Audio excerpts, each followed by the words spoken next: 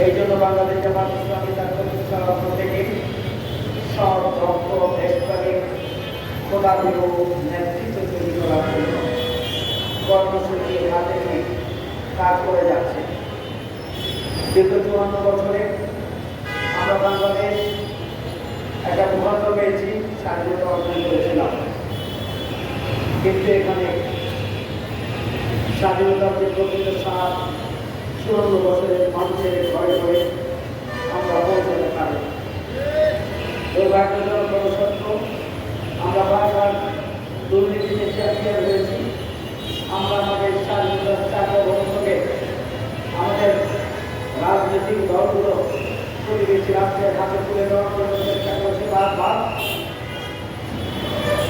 আমাদের দেশের গুরুত্বপূর্ণ যে সমস্ত প্রতিষ্ঠান রয়েছে, নির্বাচন কমিশন, আইনঙ্গন, বিচারালয়, আইন শৃঙ্খলা বাহিনী, মানবাধিকার প্রতিষ্ঠান এবং বাংলাদেশের নির্বাচন কমিশন সহ সমস্ত প্রতিষ্ঠানগুলোকে দলীয় প্রতিষ্ঠানে পরিণত করে বাংলাদেশের সামগ্রিক অবস্থাকে বিধ্বস্ত এবং বিপর্যস্ত করে দেওয়া হয়েছে।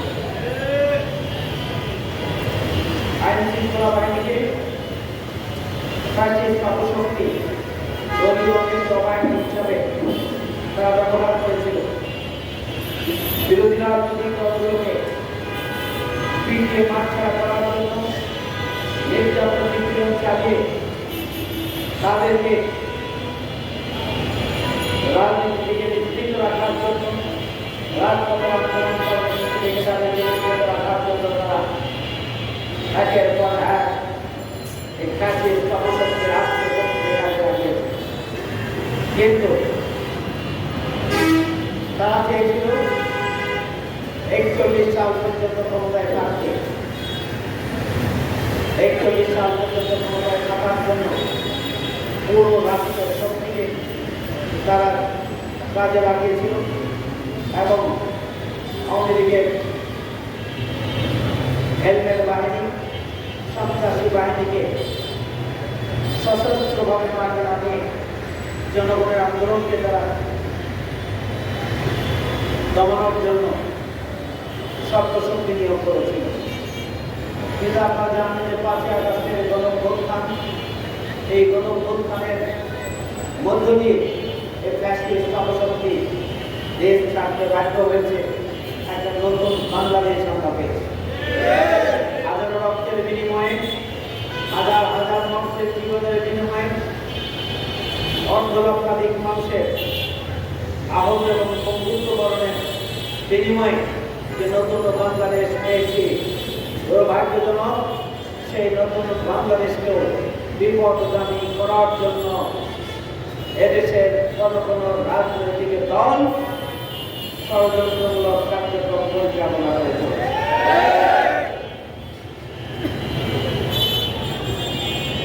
সংগ্রামী ভাইরা, বাংলাদেশের সবচেয়ে বড় চ্যালেঞ্জ বাংলাদেশের রাজনীতিবিদদের মধ্যে দেশপ্রেমের অভাব। আজও গরিব মানুষের মুক্তি এদেশের রাজনৈতিক দলগুলোর লক্ষ্য হওয়া উচিত ছিল, কিন্তু রাজনৈতিক দলগুলোর লক্ষ্য 18 কোটি মানুষের মুক্তি নয়। রাজনৈতিক দলগুলোর লক্ষ্য দেশের স্বাধীনতার সার্বভৌমত্বকে সর্বোচ্চ অগ্রাধিকার দিয়ে অক্ষুণ্ণ রাখার জন্য লড়াই করার যে লক্ষ্য, এই লক্ষ্য রাজনৈতিক দলগুলোর নেই। দুর্ভাগ্যজনক সত্য, কোন রাজনৈতিক দল এদেশের জনগণ যাদেরকে বারবার ক্ষমতা এনেছে, ওই সমস্ত রাজনৈতিক দলগুলো দেশের স্বার্থ, জনগণের স্বার্থের চাইতেও ব্যক্তি স্বার্থ এবং দলীয় স্বার্থকে অগ্রাধিকার দিয়ে বাংলাদেশকে ভিন্ন খাতে প্রবাহিত করার জন্য চক্রান্ত ষড়যন্ত্র চালিয়ে যাচ্ছে। সংগ্রামী ভাইরা, 5ই আগস্টের গণঅভ্যুত্থানের চেতনা ছিল উই ওয়ান্ট জাস্টিস, আমরা ন্যায় বিচার চাই, আমরা দুর্নীতিমুক্ত বাংলাদেশ চাই, আমরা বৈষম্যহীন বাংলাদেশ চাই, সন্ত্রাস, চাঁদাবাজ, টেন্ডারবাজ মুক্ত বাংলাদেশ চাই।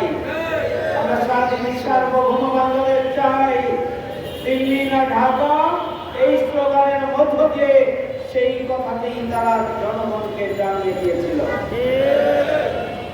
কিন্তু আজকে 5ই আগস্টের গণঅভ্যুত্থানের পরে যেখানে ঐক্যবদ্ধভাবে দুর্নীতি মুক্ত, সন্ত্রাস মুক্ত, চাঁদাবাজ মুক্ত, ন্যায় বিচারের, ইনসাফের, বৈষম্যহীন বাংলাদেশ প্রতিষ্ঠার জন্য লড়াই সংগ্রাম করার কথা ছিল, সেখানে আমরা লক্ষ্য করছি জনগণের স্বার্থ এবং দেশের স্বার্থকে পদদলিত করে দলীয় স্বার্থ, ব্যক্তি স্বার্থ চরিতার্থ করার জন্য কোন কোন রাজনৈতিক দল ভূমিকা পালন করছে। এদেশের জনগণ এত বোকা নয়, এদেশের জনগণের কাছে এটি দিবালোকের মতো পরিষ্কার। আজকে বাংলাদেশের সবচেয়ে বড় সমস্যা হচ্ছে স্বাধীনতার সার্বভৌমত্বকে অক্ষুণ্ণ রাখার জন্য ঐক্যবদ্ধ থাকা। সবচাইতে বড় চ্যালেঞ্জ জুলাইয়ের যে চেতনা, জুলাই যোদ্ধাদের যে আকাঙ্ক্ষা, সে আকাঙ্ক্ষাকে আজকে পদদলিত করে জুলাই চেতনাকে পুনরুজ্জীবিত করে দলীয় স্বার্থ নিয়ে ব্যস্ত থাকা, এটি হচ্ছে একটি বড় চ্যালেঞ্জ। আমাদের বড় চ্যালেঞ্জ দুর্নীতি, সন্ত্রাস, চাঁদাবাজি, টেন্ডারবাজি আমাদের সবচেয়ে বড় চ্যালেঞ্জ। 54 বছরে একদিকে যেমন এদেশের জনগণ তাদের অধিকার পায় নাই, 54 বছরে স্বাধীনতার সার্বভৌমত্বকে সবচেয়ে গুরুত্বপূর্ণ ইভেন্ট হিসাবে নিয়ে দেশের ভূখণ্ডকে রক্ষার জন্য, দেশের স্বাধীনতার সার্বভৌমত্বকে উচ্চকিত করার জন্য যেভাবে দায়িত্ব নিয়ে ভূমিকা পালন করা উচিত ছিল, দায়িত্বশীল ভূমিকা পালন করা উচিত ছিল, যারা এই ক্ষমতায় গিয়েছে তারাই প্রতিবেশী রাষ্ট্রের পদগ্রহণ করেছে। যারা এই ক্ষমতায় গিয়েছে 54 বছরে তারা দুর্নীতি করেছে, সন্ত্রাস করেছে, চাঁদাবাজি করেছে, টেন্ডারবাজি করেছে, খুন করেছে, ধর্ষণ করেছে, দলীয় কর্মীকে পাথর দিয়ে হত্যা করার মতো নির্মম অপরাধ পর্যন্ত তারা করেছে।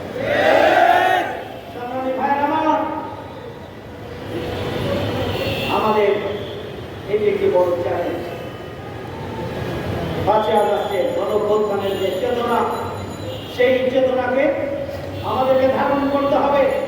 সেই চেতনাকে ধারণ করেই সন্ত্রাস, চাঁদাবাজি, লুটপাট, দুর্নীতি, অনিয়ম, অব্যবস্থাপনা মুক্ত একটি বৈষম্যহীন, দুর্নীতি মুক্ত, বসবাসযোগ্য, ন্যায় এবং ইনসাফের মানবিক বাংলাদেশ প্রতিষ্ঠার লড়াইকে এগিয়ে নিতে হবে।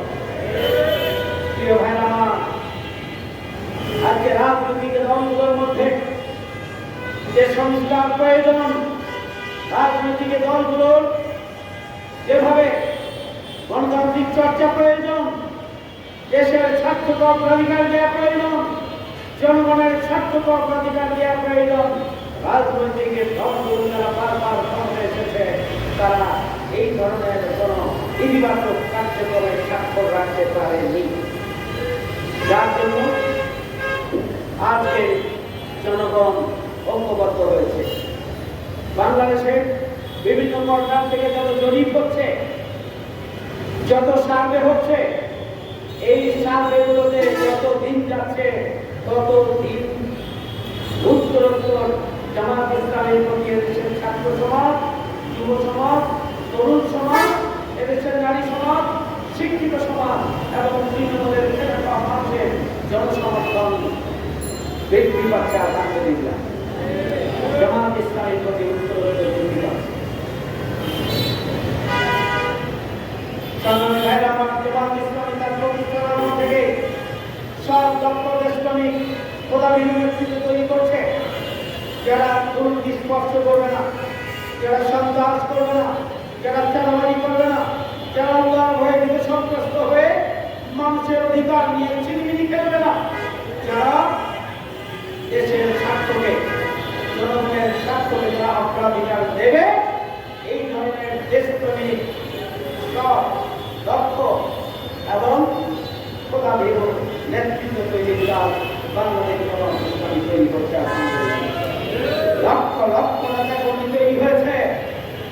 তাই 5ই আগস্টের গণঅভ্যুত্থানের পরে একটি রাজনৈতিক দল তারা কি করছেন, তাদের কার্যক্রম কি, এদেশের জনগণ সোশ্যাল মিডিয়া এবং মেইনস্ট্রিম মিডিয়ার মাধ্যমে দেখার সুযোগ পাচ্ছে।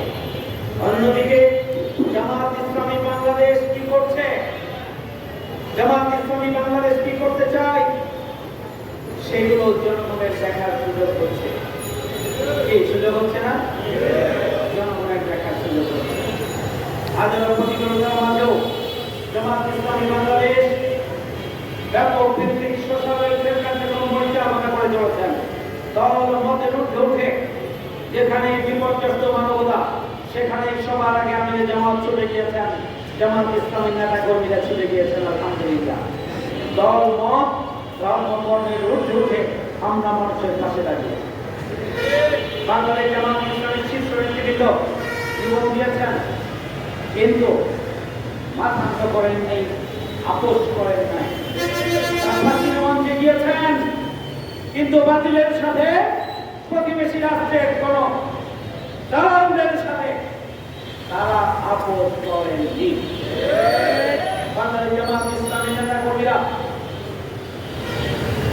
হাজারো প্রতিকূলতার মাঝেও কাশী ইসলাম শক্তি যে কোনো অবৈধ সিদ্ধান্ত, দেশ এবং জনগণ ইসলামের বিরুদ্ধে যে কোনো সিদ্ধান্তের বিরুদ্ধে রাজপথে কাশী ইসলাম শক্তি রক্ত চক্ষু উপেক্ষা করে রাজপথে তারা ভূমিকা পালন করেছেন। আমরা আন্দোলন করেছি, সংগ্রাম করেছি, আমরা গ্রেপ্তার হয়েছি, আমরা নির্যাতনের শিকার হয়েছি, আমরা নিপীড়নের শিকার হয়েছি, আমরা রিমান্ডের শিকার হয়েছি, আমাদের গুম করা হয়েছে, আমাদের খুন করা হয়েছে, কিন্তু জনগণের অধিকার প্রতিষ্ঠার আন্দোলন থেকে আমাদেরকে রাজপথ থেকে ঘরে তুলে দেওয়া সম্ভব হয়নি। আমরা রাজপথে আছি, আমরা রাজপথে থাকবো ইনশাআল্লাহ।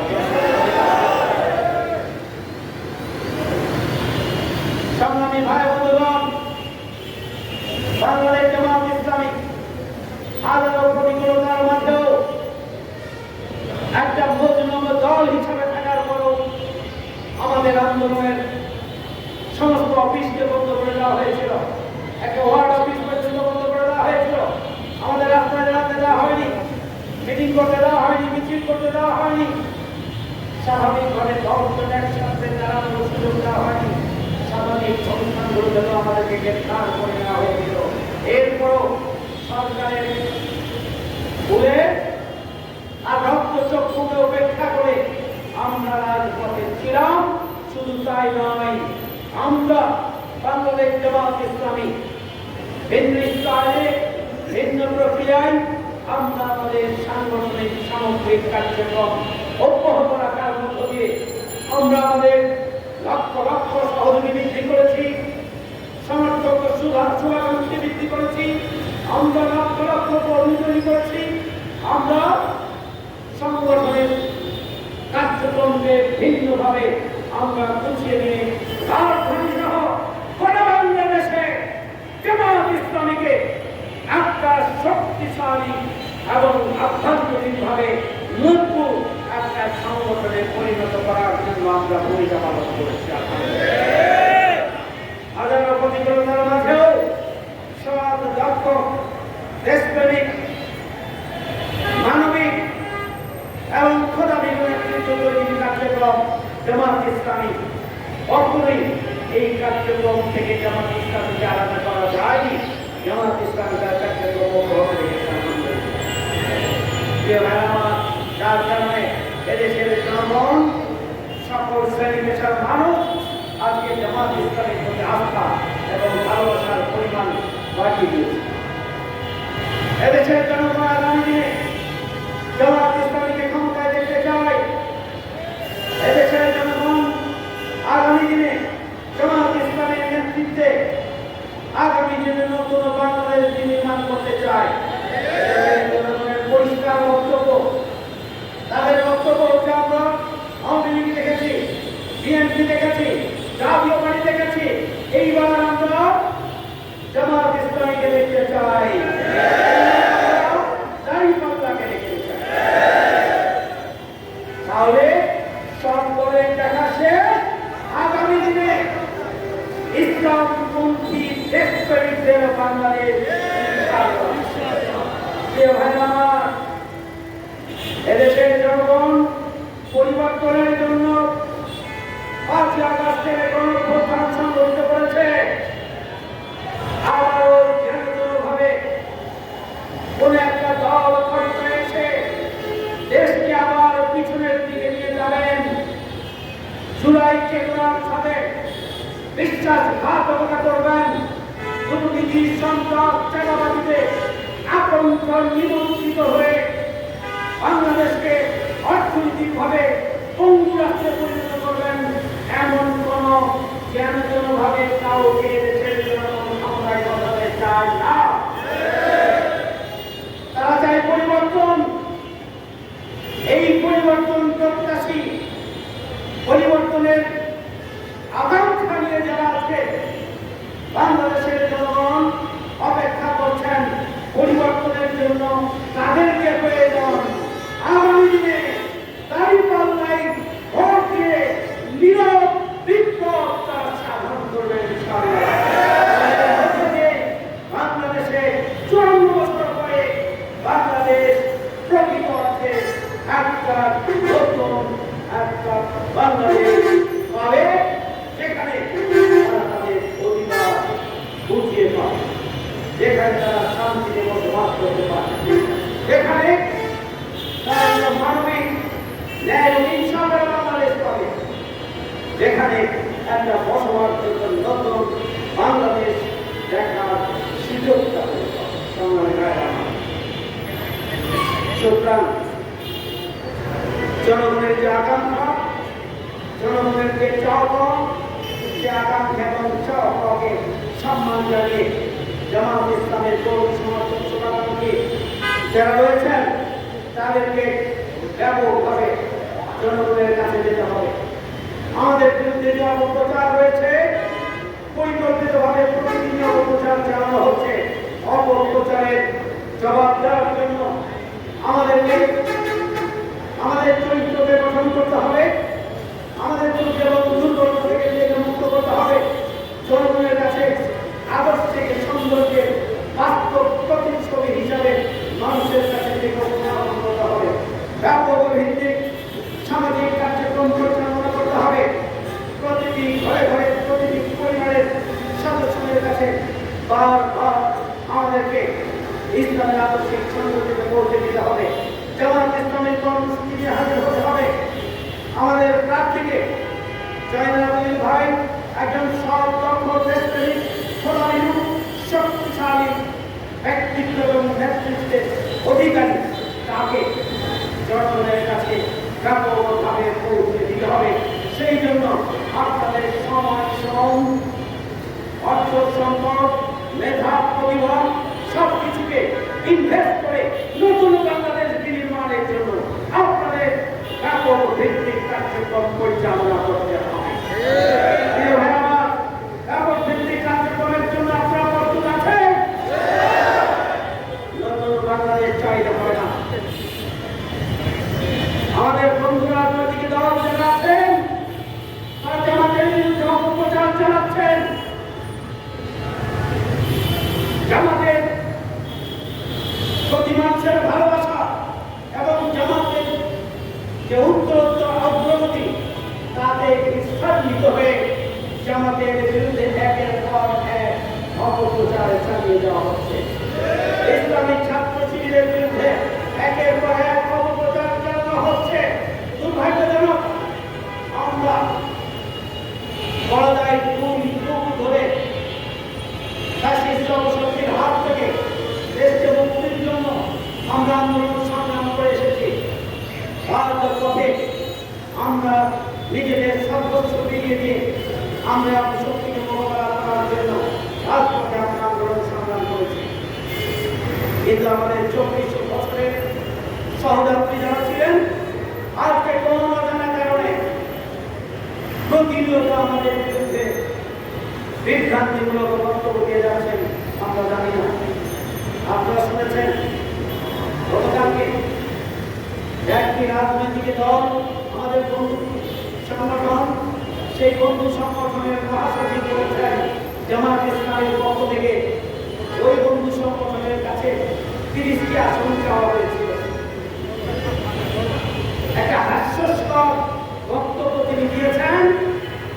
এই বক্তব্যের মূল কারণ হচ্ছে জামায়াত ইসলামীর উত্তরোত্তর অগ্রগতি, জামায়াত ইসলামীর প্রতি তৃণমূলের কেটে খাওয়া মানুষের, শিক্ষিত জনগোষ্ঠীর, তরুণ সমাজের এই যে সমর্থন এবং ভালোবাসা, তার প্রতি শাসিত হয়ে জামাতকে খাটো করার জন্য, জামাতের ব্যাপারে জনগণকে বিভ্রান্ত করার জন্যই মূলত এই ধরনের বক্তব্য দেওয়া হয়েছে যে আমরা জামাত ইসলামী 30টি আসন নাকি আমরা ওই দলের কাছে আমরা চেয়েছিলাম, যেখানে বাংলাদেশ জামাত ইসলামী আমরা আগামী দিনে জনগণের সমর্থন নিয়ে, আল্লাহর সাহায্য নিয়ে সরকার গঠনের পরিকল্পনা নিয়ে আছি। এদেশের জনগণ যখন জামাতের প্রতি সমর্থন, ভালোবাসা, আস্থা প্রতিনিয়ত বৃদ্ধি করছে, তখন দিশাহারা হয়ে, ঈর্ষান্বিত হয়ে জামাতের বিরুদ্ধে অপপ্রচার চালানো হচ্ছে। আমরা 30টি আসন নিয়ে আমরা তাদের কাছে 30টি আসন চেয়েছিলাম, তারা দিতে রাজি হন নাই, যার জন্য আমরা ক্ষুব্ধ হয়ে আমরা বিয়ার পদ্ধতির মাধ্যমে নির্বাচনের দাবি জানাচ্ছি। হাস্যস্কর একটি বক্তব্য। তিনি একজন বয়োবৃদ্ধ এবং অভিজ্ঞতা সম্পন্ন রাজনীতিবিদ, কিন্তু তিনি একটি গুরুত্বপূর্ণ রাজনৈতিক দলের মহাসচিবের দায়িত্ব পালন করছেন। তার মুখ থেকে এই ধরনের বক্তব্য এদেশের জনগণ শোনার জন্য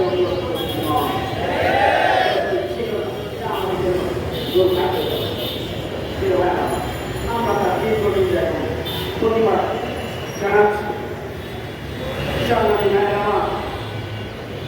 বাংলাদেশ জামাত ইসলামী সেক্রেটারিয়ের পক্ষ থেকে এই বক্তব্যের প্রতিবাদ জানানো হয়েছে এবং বলা হয়েছে কার সাথে কথা হয়েছে এটি জনসমক্ষে বলতে হবে। জামাত ইসলামের কোন নেতা, সেই দলের কোন নেতার সাথে এই আলোচনা করেছেন সেটি জনসমক্ষে উপস্থাপন করার জন্য আহ্বান জানানো হয়েছে। আমরা জানি এটি তিনি পারবেন না। এই বিভ্রান্তিকর বক্তব্য দেওয়ার পরে 4 ধরনের বক্তব্য দিয়েছেন। তার আসলে কোনটাকে আমরা জানি না। একবার বলছেন ভুলভাবে আমার বক্তব্য উপস্থাপন করা হয়েছে, আরেকটা বলছেন আমার কারোর সাথে এই ধরনের কোনো বিদেশি পত্রিকার সাথে আমার কোনো সাক্ষাৎকার হয়নি। আবার বলছেন এই সাক্ষাৎকারটি উদ্দেশ্য প্রণোদিত এবং এখানে উদ্দেশ্য প্রণোদিতভাবেই এই বক্তব্যটিকে নিয়ে আসা হয়েছে। এইভাবে এক এক বক্তব্য দিয়েছেন। আপনারা খেয়াল করবেন যে 4 ধরনের বক্তব্য ওই দলের মহাসচিবের পক্ষ থেকে দেওয়া হয়েছে এবং দলের পক্ষ থেকে বলা হয়েছে। সংগ্রামী ভাইয়ের আমার, আমরা আমাদের প্রতিষ্ঠালগ্ন থেকে জনগণের কল্যাণের জন্য আমরা কাজ করছি, জনগণের মুক্তির জন্য আমরা কাজ করছি। আমরা একটি সুখী সমৃদ্ধশালী বসবাস জন্য মানবিক বাংলাদেশ প্রতিষ্ঠার জন্য কাজ করছি। আমরা সবচেয়ে বড় নতুন দল, আমরা আমাদের শীর্ষ 11 জন নেতাকে আমরা হারিয়েছি, 500 নেতা কর্মীকে আমরা হারিয়েছি, আমরা আমাদের নিবন্ধন হারিয়েছিলাম, আমরা আমাদের প্রতিনিধি হারিয়েছিলাম, আমাদের দলকে নিষিদ্ধ করা হয়েছিল, আমাদের কেন্দ্রীয় অফিস থেকে শুরু করে একটি ওয়ার্ড অফিস পর্যন্ত বন্ধ করে দেওয়া হয়েছিল। আমাদের নেতৃত্বের সন্তানদেরকে অন্যায়ভাবে গুম করা হয়েছিল। আমাদের পরিবারের সদস্যদেরকে গুম করা হয়েছিল। 30,000-এর অধিক মিথ্যা মামলাকে আমাদের লক্ষ লক্ষ টাকা কর্মীকে মানুষের জীবনযাপন করতে বাধ্য করা হয়েছিল। জেলের ভিতরে এবং বাইরে ঘর ছাড়া করা হয়েছিল, বাড়ি ছাড়া করা হয়েছিল, চাকরি ছাড়া করা হয়েছিল, ব্যবসা ছাড়া করা হয়েছিল। একটা মানবেতর জীবনযাপন করছে আমাদের লক্ষ লক্ষ জনগণ। সামনে ভাই আমার, শুধুমাত্র আমরাই মানবেতর জীবনযাপন করেছি তা নয়, এদেশের সর্বস্তরের মানুষই সর্বস্বভাবে মানবেতর জীবনযাপন করেছে। আমরা তাদের মধ্যে সমবেদনা জানাচ্ছি। সুতরাং আগামী দিনে এদেশের জনগণের স্বাস্থ্য কাদের হাতে নিরাপদ, কাদের হাতে এদেশের স্বাধীনতার সার্বভৌমত্ব নিরাপদ, কাদের হাতে এদেশের জনগণের অধিকার নিরাপদ, কাদের হাতে এদেশের অর্থনীতি নিরাপদ, কাদের হাতে এদেশের যান এবং মালের জনগণের যান মালিক নিরাপদ, তাদের হাতে বাংলাদেশ এবং বাংলাদেশের সামগ্রিক অবস্থা নিরাপদ। এদেশের জনগণকে আর ধোঁকা দেওয়া যাবে না। জনগণ এটা বুঝে এবং আগামী দিনে দাঁড়িপাল্লার পক্ষেই তারা সমর্থন জানাবে ইনশাআল্লাহ। জনগণকে আর ধোঁকা দেওয়া যাবে না, জনগণকে আর ধোঁকা বানানো যাবে না। প্রিয় ভাইরা, তাই আসুন আমরা সরকারের কাছে আমরা বারবার বলে আসছি, বিগত 20 বছরে বাংলাদেশে কোন নির্বাচন হয়নি। পিছন দরজাকে বারবার তারা ক্ষমতায় এসেছিল।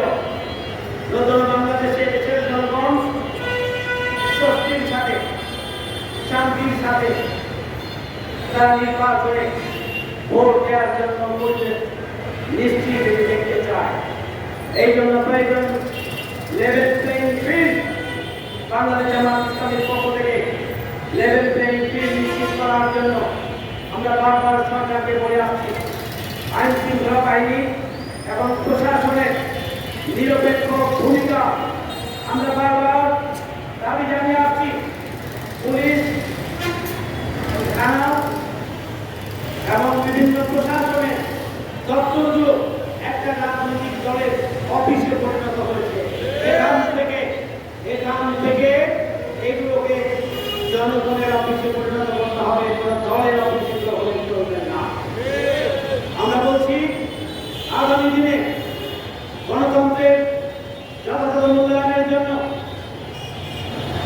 আগামী দিনে ভারসাম্যপূর্ণ পার্লামেন্টের জন্য, আগামী দিনে প্রতিটি ভোটের যথাযথ মূল্যায়নের জন্য, আগামী দিনে সন্ত্রাস, চাঁদাবাজ এবং ভোট ডাকাতি, ব্যালট বাক্স ডাকাতি এই নির্বাচন থেকে জনগণকে রেহাই দেওয়ার জন্য আগামী দিনে পিআর পদ্ধতির মাধ্যমে নির্বাচন করতে হবে। আমরা বলেছি কালো টাকা ছড়াছড়ি থেকে আগামী নির্বাচনকে যদি মুক্ত করতে হয় তাহলে পিআর পদ্ধতির মাধ্যমে নির্বাচন দিতে হবে। যদি পিআর পদ্ধতির মাধ্যমে নির্বাচন না হয়, আবারও আগের পদ্ধতিতে নির্বাচন হয়, তাহলে এই ট্রেডিশনাল নির্বাচনের মাধ্যমে যেন ভাবে একটি নির্বাচনের মাধ্যমে যদি আবারও ক্ষমতা পরিবর্তন করা হয়, তাহলে এই দেশ আবারও ফ্যাসিবাদের অভয়ারণ্যে পরিণত হবে। এখান থেকে দেশের জনগণের কোনো মুক্তি হবে না। এই জুলাই যোদ্ধাদের এই জীবনদানের সাথে, শহীদদের সাথে যে বিশ্বাসঘাতকতা, আহতদের সাথে বিশ্বাসঘাতকতা, এইভাবে 118 কোটি মানুষের পরিবর্তনের যে প্রত্যাশা, সেই প্রত্যাশার সাথে হবে বিশ্বাসঘাতকতা। সংগ্রামী ভাইরা, এই জন্য আমরা বলেছি অবিলম্বে জুলাই ঘোষণাপত্র ও জুলাই সনদকে আইনগত ভিত্তি দিতে হবে।